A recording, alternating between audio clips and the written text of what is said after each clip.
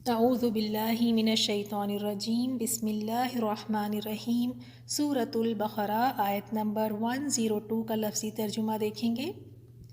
وَاتَّبَعُوا و اور اتبعوا وہ اتباع کرنے لگے،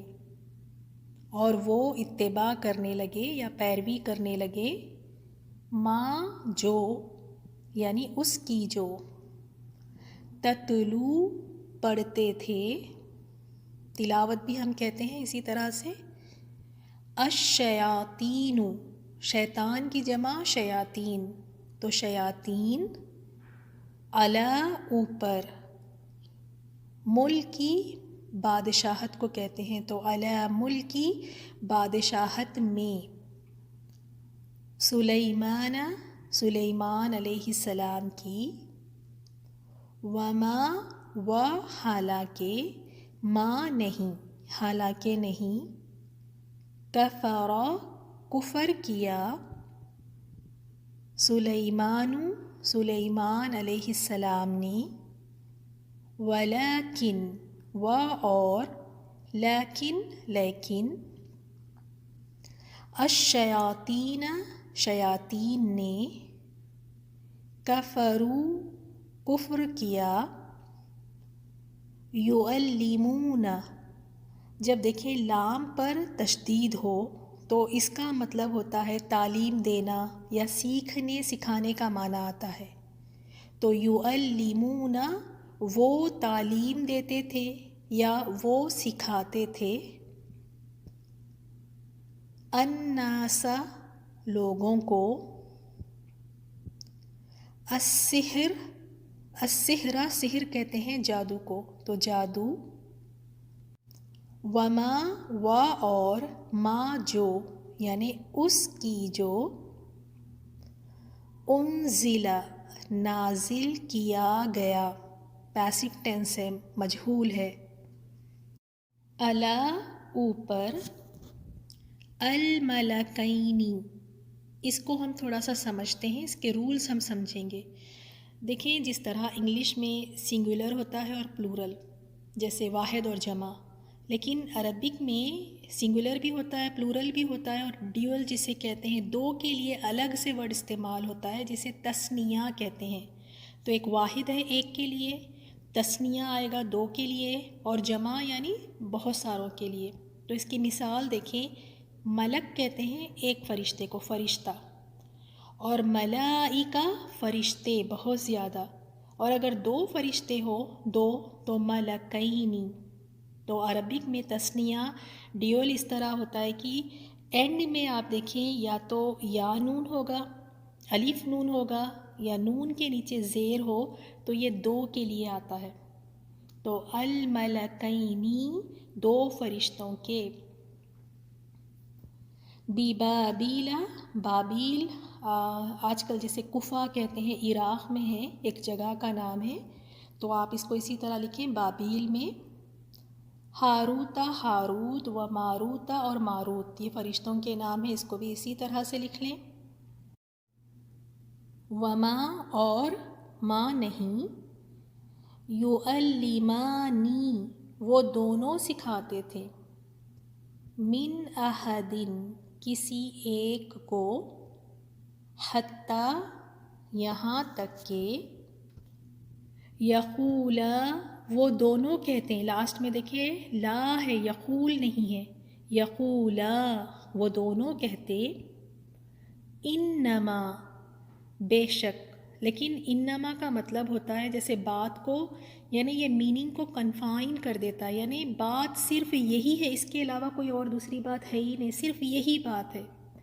تو ہم ترجمے میں لکھ دیں گے اسی طرح، بے شک، نحن ہم، فتنتن فتنہ ہے، آزمائش ہے، فلا تو لا نہیں، تکفر تا سے شروع ہو رہا ہے تم، تو تم کفر کرو، وما و اور ما جو یعنی اس کی جو، انزل نازل کیا گیا، پیسو ٹینس ہے مجہول ہے، अला ऊपर, अलमलकैनी, इसको हम थोड़ा सा समझते हैं, इसके रूल्स हम समझेंगे। देखें, जिस तरह इंग्लिश में सिंगुलर होता है और प्लूरल, जैसे वाहिद और जमा, लेकिन अरबिक में सिंगुलर भी होता है, प्लूरल भी होता है, और ड्यूअल जिसे कहते हैं, दो के लिए अलग से वर्ड इस्तेमाल होता है जिसे तस्निया कहते हैं। तो एक वाहिद है एक के लिए, तस्निया आएगा दो के लिए, और जमा यानी बहुत सारों के लिए। तो इसकी मिसाल देखें, मलक कहते हैं एक फ़रिश्ते को, फ़रिश्ता, और मलाइका फ़रिश्ते बहुत ज़्यादा, और अगर दो फ़रिश्ते हो दो तो मलकैनी। तो अरबिक में तस्निया ड्यूअल इस तरह होता है कि एंड में आप देखें या तो या नून होगा, अलिफ नून होगा, या नून के नीचे ज़ेर हो, तो ये दो के लिए आता है। तो अल मलकैनी, दो फरिश्तों के। बीबाबीला, बाबील आजकल जिसे कुफा कहते हैं, इराक़ में है, एक जगह का नाम है, तो आप इसको इसी तरह लिखें बाबील में। हारूता, हारूत, व मारूता और मारूत, ये फ़रिश्तों के नाम हैं, इसको भी इसी तरह से लिख लें। वमा और माँ नहीं, युअल्लिमानी, वो दोनों सिखाते थे, मिन अहदिन, किसी एक को, हत्ता, यहाँ तक के, यकूला, वो दोनों कहते हैं, लास्ट में देखिए ला है, यकूल नहीं है, यकूला, वो दोनों कहते, इन्नमा, बेशक। लेकिन इन्नमा का मतलब होता है जैसे बात को, यानी ये मीनिंग को कन्फाइन कर देता है, यानी बात सिर्फ यही है, इसके अलावा कोई और दूसरी बात है ही नहीं, सिर्फ यही बात है। तो हम तर्जुमे में लिख देंगे इसी तरह, बेशक, नहनु, हम, फितनतुन, फितना है, आजमाइश है, फला, तो ला नहीं, तकफुर, ता से शुरू हो रहा है तुम, तो तुम कुफ्र करो, फ़यतअल्लमूना, लाम पे तशदीद अगर आ जाए तो तालीम देना, सीखने, सिखाने का माना होगा, और या से शुरू हो रहा है थर्ड पर्सन के लिए, यानी वो, तो तो या वो सीखते थे, मिनहुमा, एक हमने देखा मिनहुम यानी मिन से, हुम उनसे, लेकिन यहाँ पे मिनहुमा, लास्ट में मीम अलिफ मा, तो उन दोनों से,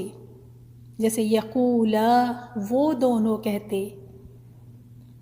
माँ, उसके जो, युफर्रिखूना, या से शुरू हो रहा है वो तफरीक डाल देते या वो जुदाई डालते थे, बिही, भी साथ ही इसके, बैना, दरमियान, अलमरई, मर कहते हैं किसी भी शख्स को कहते हैं, लेकिन यहाँ पे आगे बीवी का ज़िक्र आया है, बीवी के मुकाबले में ये लफ्ज़ लाया गया है, तो हम इसका तर्जुमा लिखेंगे शौहर, यानी हस्बैंड लिख सकते हैं आप यहाँ पे, अलमरई, शौहर, व ज़ौजिही, व और ज़ौज, बीवी, ही उसकी और बीवी उसकी,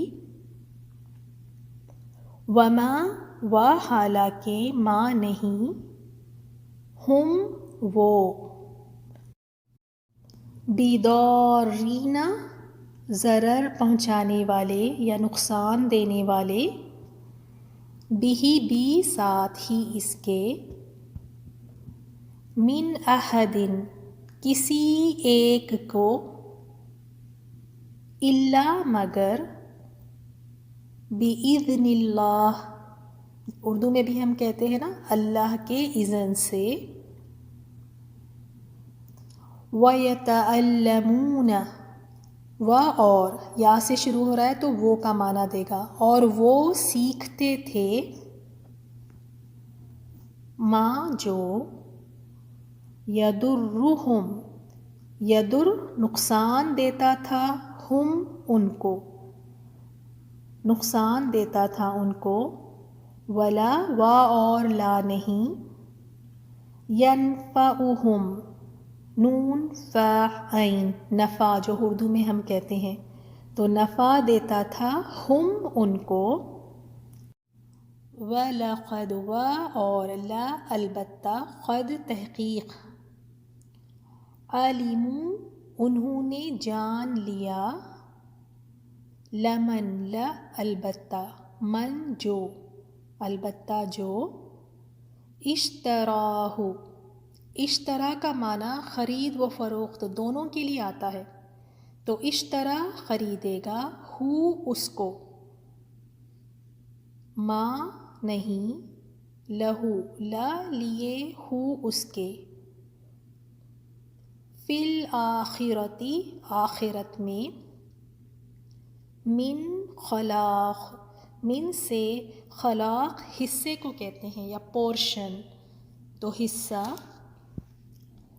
وَلَبِئْسَ و اور لا البتہ، بئس کتنا برا ہے، اور البتہ کتنا برا ہے، ما جو،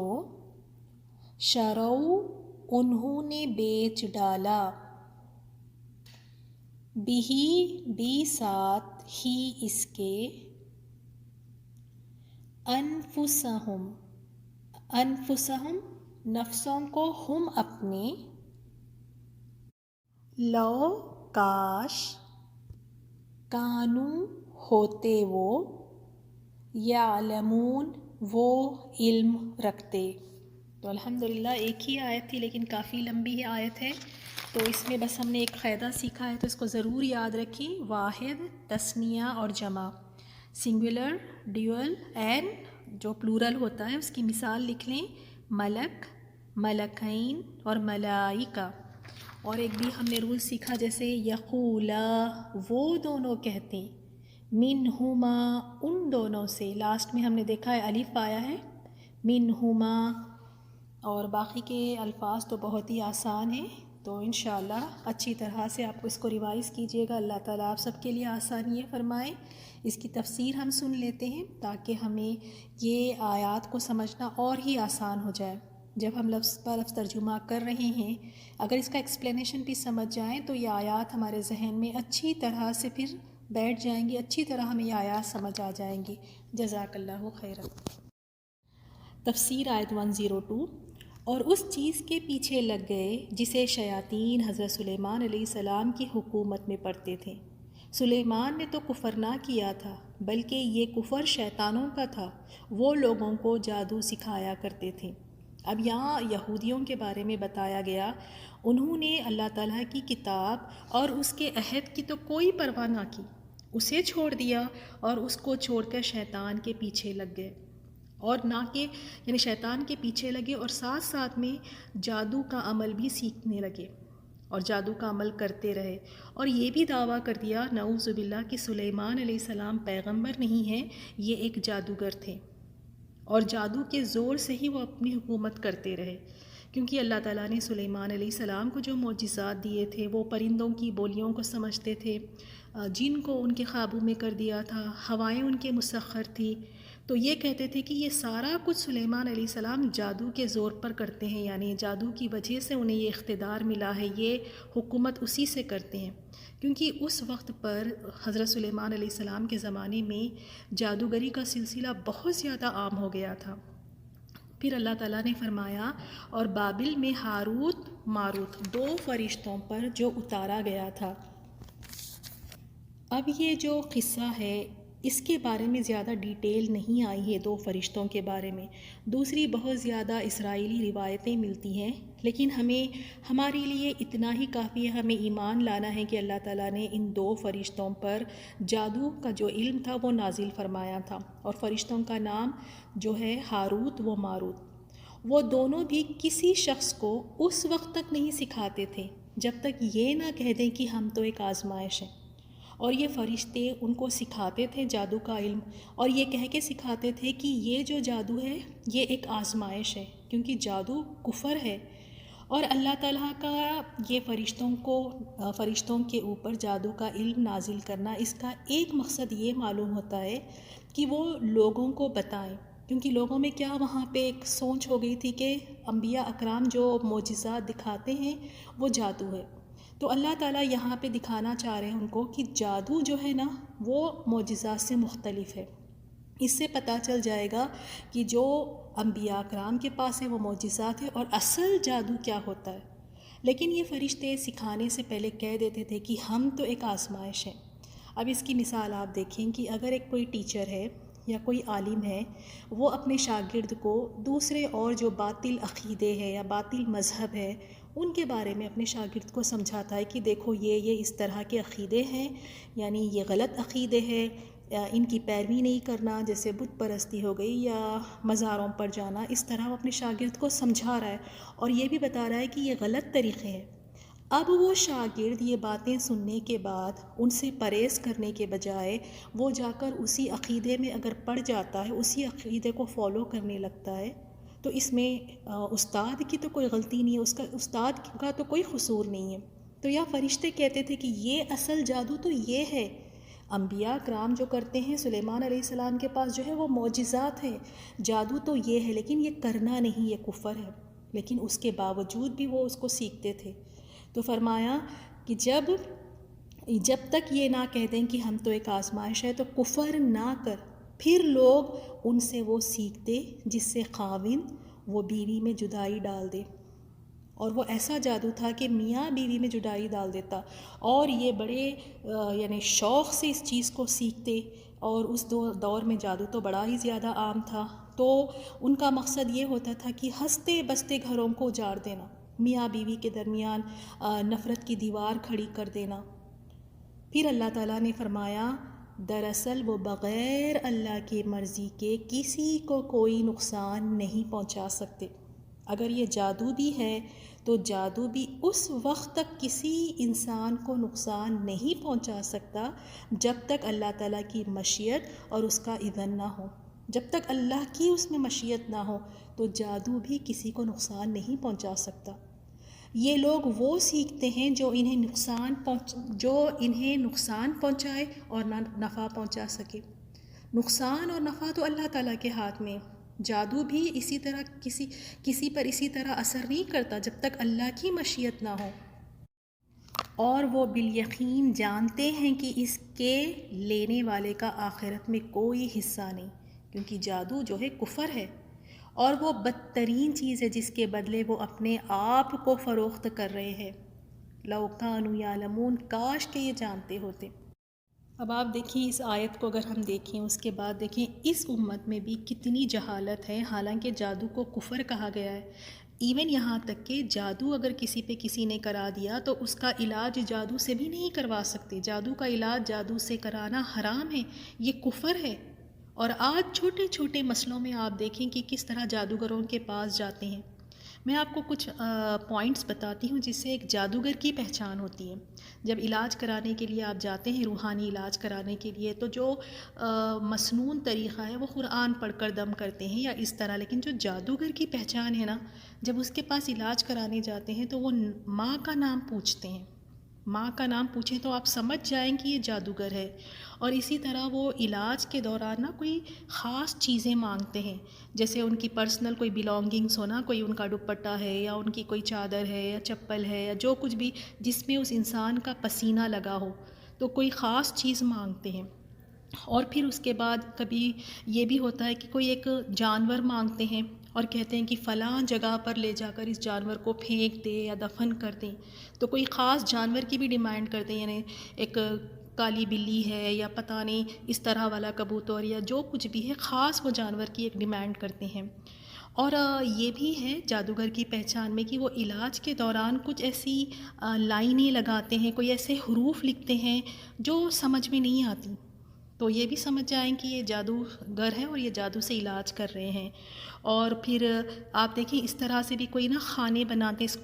اسکوائرس بناتے ہیں، اس کے اندر کچھ نمبر لکھتے ہیں، کچھ حروف لکھے ہوتے ہیں وہ اسکوائرس میں، وہ خانوں میں، تو یہ بھی ایک جادوگر کی پہچان ہے کہ یہ جادو سے علاج کر رہے ہیں۔ اور یہ بھی علاج کے دوران جادوگر کہتے ہیں کہ آپ کو کچھ دنوں کے لیے الگ تھلگ رہنا ہے لوگوں سے میل جھول نہ کریں، یا پھر یہ بھی کہتے ہیں کہ 40 دن تک غسل نہ کریں یا پانی کو ہاتھ نہ لگائیں یا اندھیرے کمرے میں بیٹھیں، یا پھر کوئی چیز منگا کر کہتے ہیں کہ فلاں جگہ لے جا کر اس کو دفن کر دو۔ تو یہ چیزیں آپ کسی میں بھی دیکھیں تو آپ سمجھ جائیں کہ یہ جادوگر ہے اور جادو کے ذریعے یہ علاج کر رہا ہے۔ اور اللہ کا شکر و احسان ہے کہ اللہ نے قرآن میں شفا رکھی ہے۔ اگر کسی پر جادو ہوا ہے تو سورۃ البقرہ پڑھیں، آیت الکرسی صبح اور شام پڑھیں، قل اعوذ برب الفلق، ناس اور اخلاص پڑھ کر دم کریں، اسی طرح باوضو رہیں، اور بسم اللہ الذی لا یضر مع اسمہ شیء فی الارض ولا فی السماء وہو السمیع العلیم، صبح شام کے اذکار میں اس کو پڑھیں، اور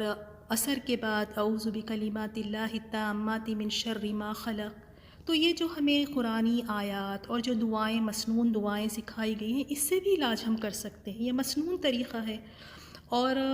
دوسرا یہ بھی آپ صلی اللہ علیہ وسلم نے فرمایا کہ جو صبح جو ہے نا 7 اجوا کھجور جو کھا لے تو اس دن اس پر جادو کوئی اثر نہیں کرتا۔ تو اجوا کھجور بھی یہ ہے کہ جادو سے حفاظت فرماتا ہے۔ اور بیری کے پتوں کا بھی بہت اچھا زبردست علاج ہے۔ بیری کے پتے لے کر اسے سل بٹے پر یا کوئی پتھر سے لے کر اس کو کوٹ لیں اور اس پر سورۃ الفاتحہ، فلق، ناس، اخلاص، آیت الکرسی پڑھ کر دم کریں، کچھ تھوڑا سا پانی پی لیں اور باقی پانی سے غسل کر لیں۔ تو اگر واقعی جادو سے بچنا ہے تو صبح شام کے اذکار اور قرآن سے اپنی حفاظت انسان کریں۔ جزاک اللہ خیرا۔ السلام علیکم ورحمۃ اللہ وبرکاتہ۔